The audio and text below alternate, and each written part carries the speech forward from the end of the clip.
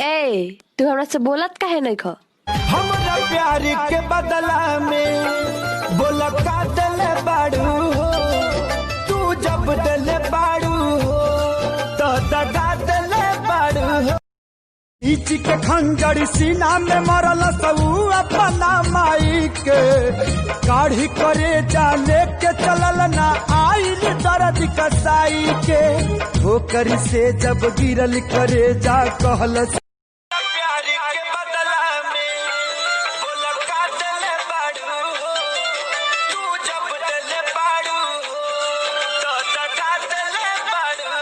कौन है वो लड़की? कौन लड़की? जो चिपकी हुई थी। अच्छा देख लिया? बहुत खूबसूरत है। सच में खूबसूरत है? तुमने नहीं देखा क्या? बिल्कुल नहीं देखा, तुम्हारी कसम।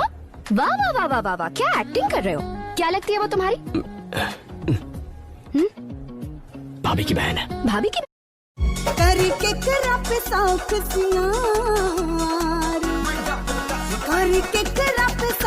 सियार राजा जी मुँह फेर ले पानी, करके खराब साख सियार राजा जी मुँह फेर ले पानी। गे छौरी तोरी चुनरी छौ झाला कौआ, छौरी तोरी चुनरी छौ झाला कौआ, आजान मारो लहंगाई लाखना बनियत ना सुंदर तब अगुआ गइले छाट के, रे सरवा थी के ना कोइले